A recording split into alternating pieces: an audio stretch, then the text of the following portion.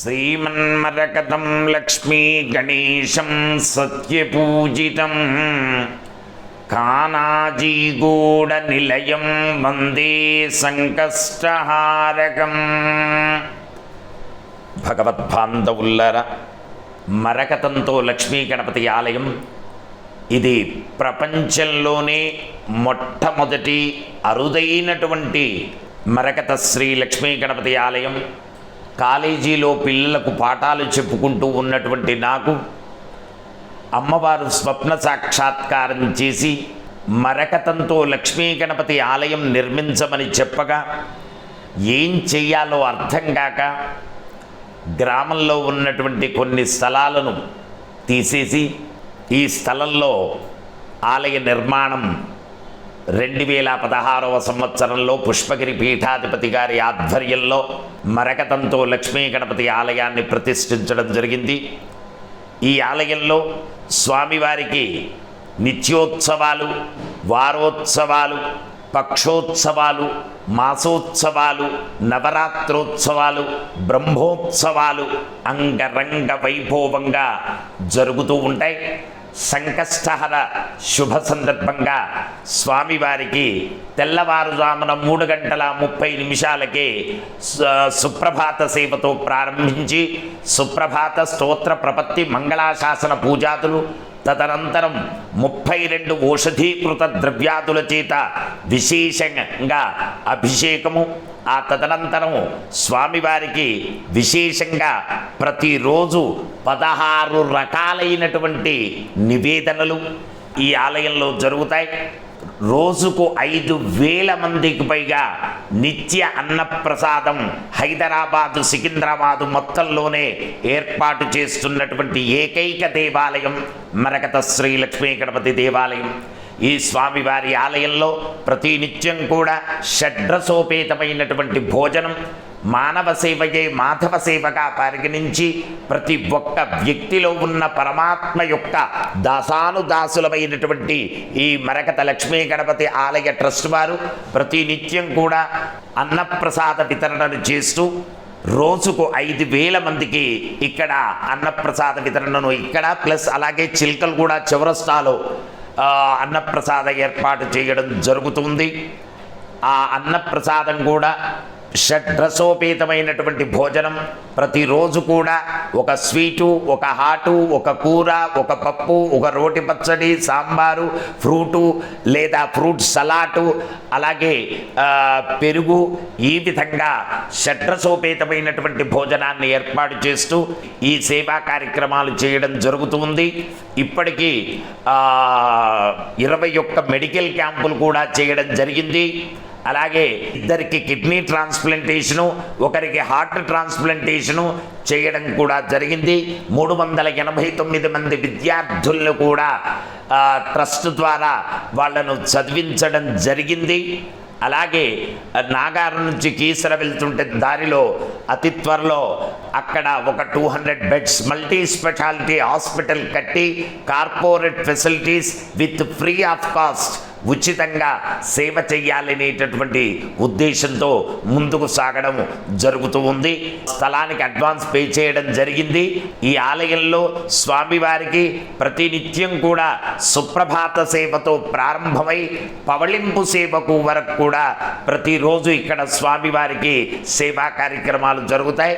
ప్రతి బుధ ఆదివారాలు స్వామివారికి తెల్లవారుజామున 3:30 విశేషంగా సుప్రభాత సేవతో ప్రారంభమై ఆ సుప్రభాత స్తోత్ర ప్రపత్తి మంగళాశాసనాదులు, ఆ తదనంతరం 32 ఓషధీకృత ద్రవ్యాదుల చేత విశేషంగా గోరోజనం, పునుగు, జువారి, కస్తూరి ఇలాంటి పదార్థాల చేత విశేషంగా స్వామివారికి అభిషేక కార్యక్రమం జరుగుతుంది.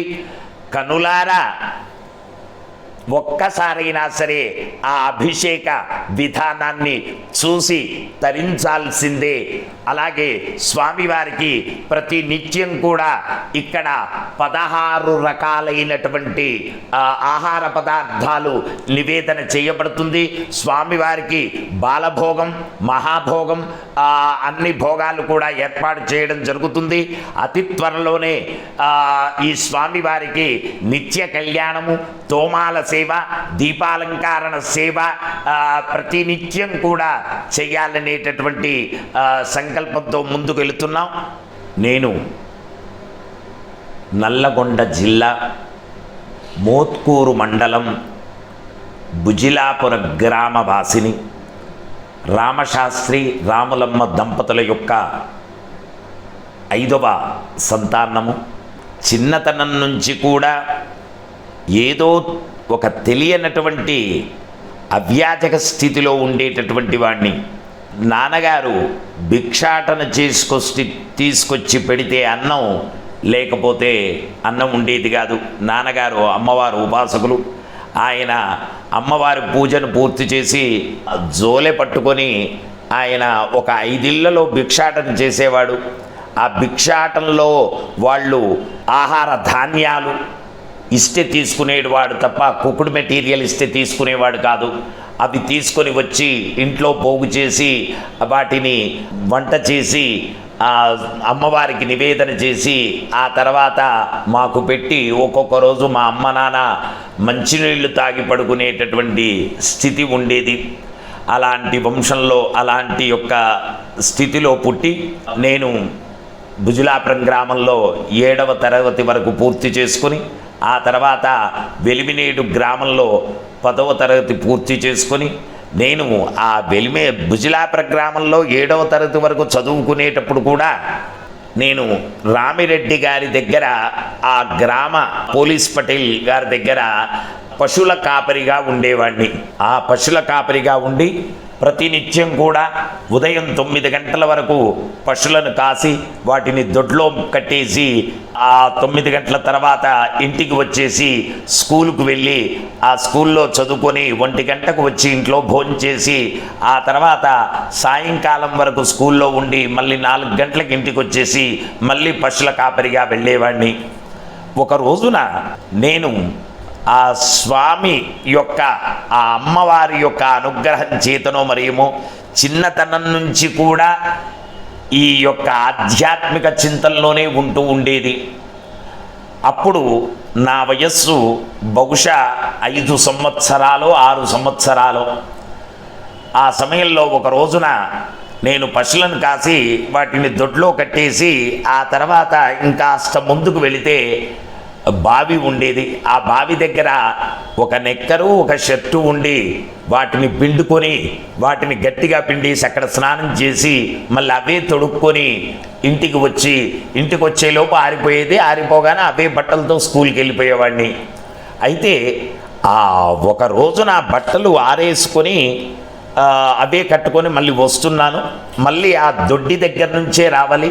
దొడ్డి దగ్గరకు వచ్చేసరికి ఒక ఆవు ప్రతిరోజు కూడా దాన్ని మేతకు పంపిస్తూ ఉంటే అది మేతకు వెళ్ళకుండా ఒక చెట్టు క్రింద నిలబడుతూ ఉండేది.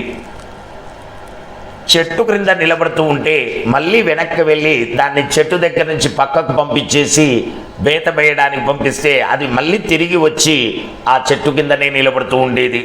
ఏంటో అర్థం కాలేదు. అర్థం కాక ఆ రోజున కూడా దాన్ని ప్రతిరోజు కట్టేసినట్టుగానే లోపల తీసుకెళ్ళి దొడ్లో కట్టేశాను. కట్టేసి బావి దగ్గర స్నానం చేసి మళ్ళీ అదే దొడ్డి ముందు నుంచి గ్రామానికి రావాలి. వస్తూ ఉంటే ఆ ఆవు చెట్టు కిందనే అక్కడే ఉంది. ఆశ్చర్యం వేసింది నాకు. అంతకు ముందే ఆవును దొడ్లో తీసుకెళ్ళి కట్టేసి వచ్చినటువంటి నాకు ఆ ఆవు అక్కడే కనిపించేసరికి ఆ ఆవును దొడ్లో కట్టేయడానికి ఆవు దగ్గరికి వెళుతుండేసరికి ఆ ఆవు ఏంటో ఒక క్షణకాలం ఏమైందో తెలియదు.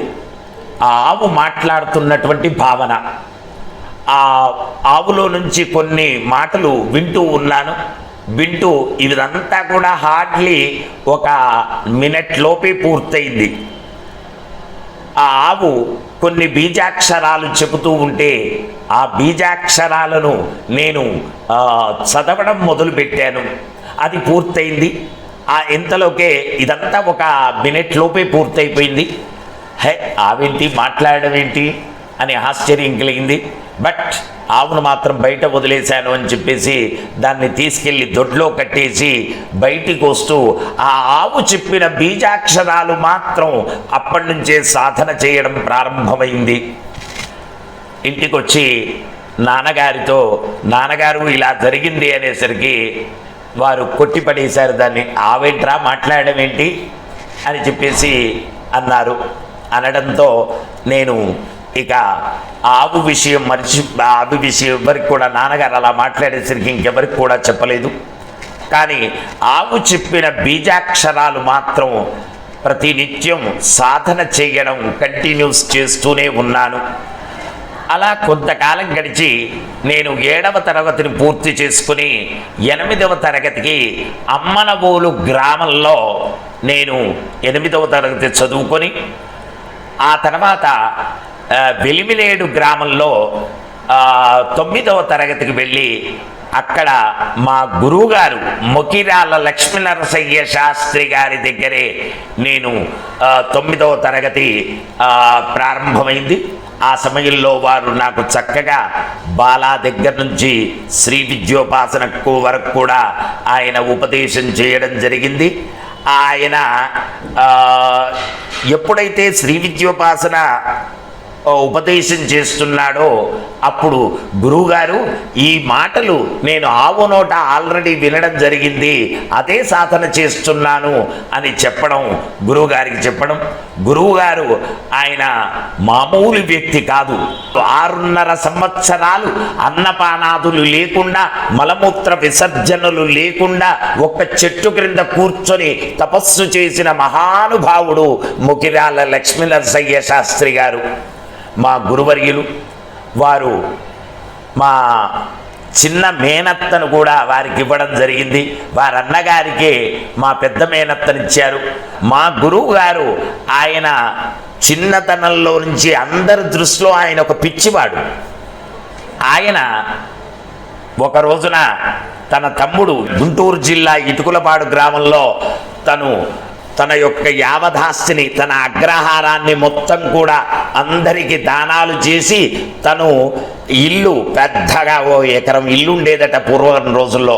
ఆ ఇల్లును కూడా అందరికీ దానం చేసి ఆయన ఇంట్లోనే ఒక మూలకు గుడిసె వేసుకొని ఆ గుడిసెలో నివసిస్తున్నటువంటి మహానుభావుడు మా గురువు గారు మొకిరాల లక్ష్మీనరసయ్య శాస్త్రి గారు. వారి అన్నగారు వెలిమిలేడు గ్రామానికి దత్తత వచ్చారు. అయితే తన తమ్ముడు అక్కడ ఇబ్బంది పడుతున్నాడు అని చెప్పేసి తన తమ్ముడిని ఇక్కడికి తెచ్చుకొని ఇక్కడ ఉంచుకున్నాడు. అప్పుడు మా గురువుగారి వయస్సు 22 సంవత్సరాలు.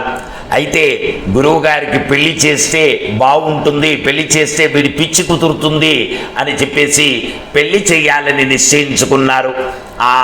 ఎవరు పిల్లనిస్తారు? ఆ రోజుల్లో కన్యాశుల్కం రోజులు. ఆ రోజుల్లో పిల్లని ఎవరిస్తారని చెప్పేసి ఆలోచిస్తున్న సమయంలోనే మా పెద్ద మేనత్త చెప్పింది, మా చెల్లెల్ని ఇచ్చి పెళ్లి చేద్దాము అని. ఆ మాట విన్నటువంటి మా గురువు గారు ఎంబడే మా గురుపత్ని దగ్గరికి వెళ్ళిపోయి ఆమెతో, అమ్మా నిన్ను నాకిచ్చి పెళ్లి చేస్తారట, కాబట్టి మరి నీవు నేను అన్నా చెల్లెళ్ళలా ఉందాము, అలా ఉండేటట్టయితేనే పెళ్లి చేసుకుంటాను, లేకపోతే చేసుకోను అని చెప్పడంతో ఆవిడ కూడా చక్కని ఆధ్యాత్మికవేత్త, ఆవిడ కూడా ఒప్పుకోగానే వీళ్ళిద్దరికీ పెళ్లి చేశారు. పెళ్లి చేస్తే పిచ్చి కుదురుతుంది అనుకున్నది కాస్త ఆ పెళ్ళయిన తర్వాత కొద్ది రోజులకే ఆ వెలిమిలేడు గ్రామంలో, గ్రామానికి ఒక 1.5 కిలోమీటర్ దూరంలో శంభులింగేశ్వర ఆలయం ఉంది.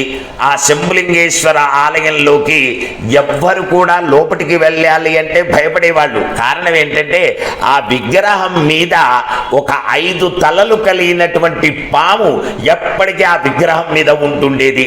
కాబట్టి దాన్ని పూజ చేయడానికి అందరూ భయపడేవారు. కానీ మా గురువుగారు మాత్రం చక్కగా లోపలికి వెళ్ళి అది బుసకొట్టినా ఆయన అక్కడ వెళ్ళి కూర్చొని చక్కగా ఆచమనం చేసి అభిషేకం ప్రారంభించి ఆ పాము మీద కూడా నీళ్లు పోసి దాన్ని కడిగి ఆ చుట్టం తీసి పక్కన పడేసి ఆయన ఆ శంభులింగేశ్వర స్వామికి పూజ చేస్తూ ఉండేవాడు. అలా కొన్నాళ్ళు గడిచింది. అయితే ఆ తదనంతరం ఆయన ఇక ఇంటికి రావడం మానేశాడు. ఇంటికి రావడం మానేసి ఆ అడవిలో ఉన్నటువంటి పళ్ళు తినుకుంటూ అక్కడ ఆలయంలో పూజ చేసుకుంటూ ఉండేవాడు. అలా కొన్నాళ్ళ తర్వాత ఆలయానికి పక్కనే ఒక ఆంజనేయ స్వామి విగ్రహం ఉంది. ఆ ఆంజనేయ స్వామి విగ్రహం ఒక చింత చెట్టుకు ఉంటుంది. దాని పక్కనే ఒక రావి చెట్టు ఉంది. ఆ రావి చెట్టు కింద ఆంజనేయ స్వామి ఎదురుగా కూర్చొని ఆయన తపస్సులోకి వెళ్ళాట. ఇదంతా కూడా మేము పుట్టక ముందు విషయాలు. వెళ్ళాట. అలా వెళ్ళి ఆ తర్వాత 6.5 సంవత్సరాల వరకు అన్నపానాదులు లేకుండా ఒక్క చెట్టు క్రింద కూర్చొని తపస్సు చేసినటువంటి మహానుభావుడు ముకిరాల లక్ష్మీ నరసయ్య శాస్త్రి గారు. అయితే ఋషులు యోగులు గురించి విన్నాము, కానీ ప్రత్యక్షంగా మాత్రం ఎవ్వరినీ చూడలేదు. మా గురువు గారిని నేను ప్రత్యక్షంగా చూశాను. ఆయన కొన్నాళ్ల తర్వాత ఆ గురువుగారు గురుపత్ని, గురువుగారు వెళ్ళాము 6.5 సంవత్సరాలైంది. అక్కడ చెట్టు కింద కూర్చొని ఆయన తపస్సులో లీనమై ఉన్నాడు. ఆయన చుట్టూ చెదలు పుట్టబెట్టింది. ఆ పుట్టలో ఈ 5 తలల పాము ఇప్పుడేదైతే చెప్పానో ఆ పాము అందులో ఉండేదట. అందులో ఉండుకుంటూ ఈయన మీద ఎండ పడకుండా నీడగా ఉంటూ ఉండేది. ఆ ఉదయం నుంచి సాయంత్రం వరకు ఉండి సూర్యాస్తమైన తర్వాత ఆ పుట్టలోకి వెళ్ళేది ఆ పాము. ఆ ప్రకారంగా ఆయనను రక్షిస్తూ ఉండేది. అలా ఒక రోజున మా గురుపత్నిని పక్కనే ఉన్న వైశ్యుల ఇంట్లో మురాశెట్టి వెంకయ్య గారి యొక్క భార్య, ఏమ్మా నీ భర్త వెళ్ళి అక్కడ ముక్కు మూసుకొని కూర్చున్నావు, నువ్వు వయస్సులో ఉన్నావు, ఎందుకమ్మా ఇక్కడక్కడ తిరుగుతున్నావు అని అనడంతో కోపం వచ్చినటువంటి మా గురుపత్ని ఆయన ముక్కు మూసుకొని కూర్చుంటాడా, ఎలా కూర్చుంటాడు నేను చూస్తాను అని చెప్పేసి పరిగెట్టడం ప్రారంభించింది. ఆ రోజులలో ఇదంతా కూడా 60 సంవత్సరాల క్రితం విషయం ఇదంతా. అందరూ వెళ్ళి ఆమె ఉరుకుతుంటే ఆమె వెనకబడి పరిగెట్టారు. ఆ తర్వాత ఈ విషయం తెలిసినటువంటి మా గురువుగారి యొక్క అన్నగారు, మా పెద్ద మేనత్త గారు, అలాగే మా నాన్నగారు, మా అమ్మగారు కూడా అప్పటికి అక్కడే ఉన్నారు.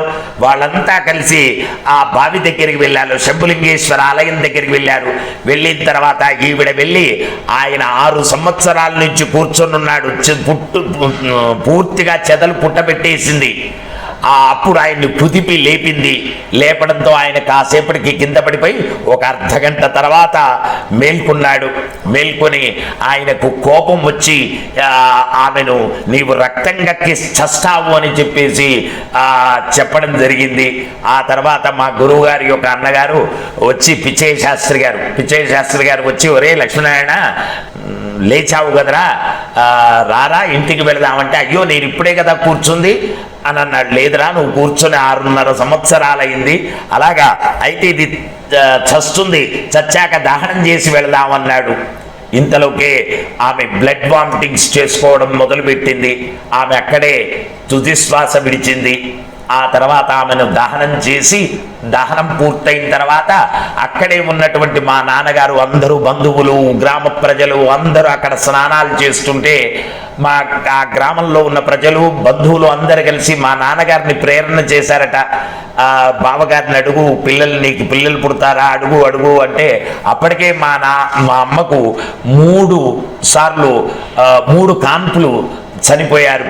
ఇద్దరిద్దరు మగపిల్లలు చొప్పున 6 మగపిల్లలు చనిపోయారు. అలాంటి సమయంలో మా నాన్నగారు, బావగారు నాకు పిల్లలు పుడతారా అంటే, ఒరే నాయన నీకు పిల్లలు పుట్టకపోవడం ఏందిరా, నీకు మొత్తం 16 మంది పిల్లలు పుడతారు. 16 మందిలో 8 పోతారు, 8 మిగులుతారు. ఆ 8 4 మగపిల్లలు, 4 ఆడపిల్లలు ఉంటారు. 4 మగపిల్లల్లో 2వ వాడు పుట్టి కొన్నాళ్ళు ఉద్యోగం చేసి ఆ తర్వాత వాడు సన్యసిస్తాడు. సన్యసించి ఒక హాస్పిటల్ నిర్మాణం చేస్తాడు. హాస్పిటల్ పక్కన ఒక గోశాల ఏర్పాటు చేస్తాడు. గోశాల పక్కన ఒక అమ్మవారి ఆలయం కడతాడు. అమ్మవారి ఆలయంలో వాడు పూజలు చేస్తూ ఉంటే నేను ఆవుకు లేగదూడై గోశాలలో పుట్టి వాడు చేసేటటువంటి పూజలను 3 రోజులు చూసి అప్పుడు నేను హస్తమిస్తాను. అప్పుడు రా నాకు మోక్షప్రాప్తి కలిగేది, అంతవరదాకా నాకు మోక్షప్రాప్తి కలగదు అని చెప్పడంతో వీళ్ళంతా కూడా ఎంతసేపు 16 మంది పిల్లలు పుడతారు అనేసరికి ఈ విషయాలన్నీ మర్చిపోయి వాళ్ళు 16 మంది పిల్లల విషయమై ఉన్నారు.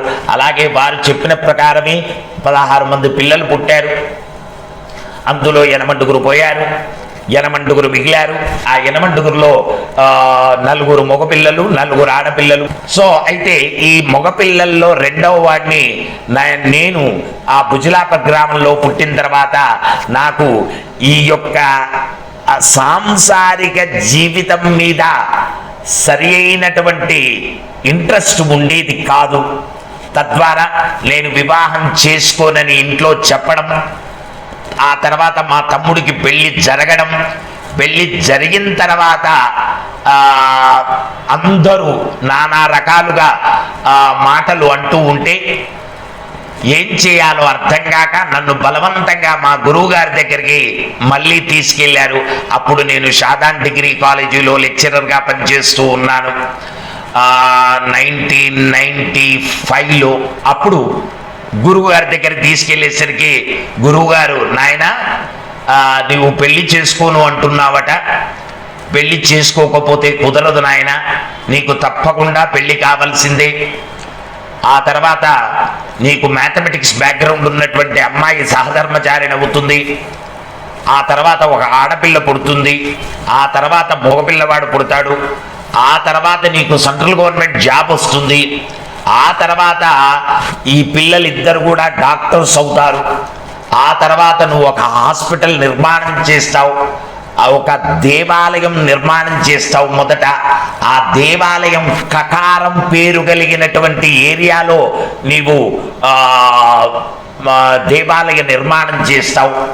ఆ దేవాలయం కాస్త ఆ కకారం పేరు కలిగినటువంటి దేవాలయం మరో కాణిపాకంగా మారుతుంది.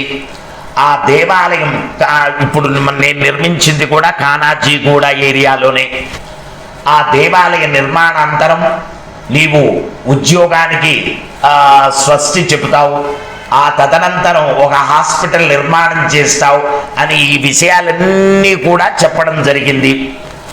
ఈ రోజు వరకు కూడా ఆయన చెప్పిన విషయాలు చెప్పినట్టుగా తూచా తప్పకుండా జరిగాయి. కాబట్టి ఇది కూడా జరుగుతుందేమో అనేది నా అభిప్రాయం. చక్కగా వారు చెప్పినట్టుగానే నా సహధర్మచారిణి తను MSc gold medallist from Kakatiya university, ప్రస్తుతం యూనివర్సిటీ ఆఫ్ టెక్నాలజీ జైపూర్ నుంచి మ్యాథమెటిక్స్లో పిహెచ్డి చేస్తున్నారు. ఇప్పటికి నేను 6 PGs కంప్లీట్ అయ్యాయి. 4 gold medal, 2 distinction, 2 doctorates with gold medal, 3rd doctorate university of technology జైపూర్లో చేయడం జరుగుతుంది. ఈ రోజు వరకు కూడా గురువు గారు చెప్పినట్టు జరిగింది కాబట్టి ఇక కూడా జరుగుతుంది అనేటటువంటిది నమ్మకం. సర్వే జనా సుఖినో భవంతు.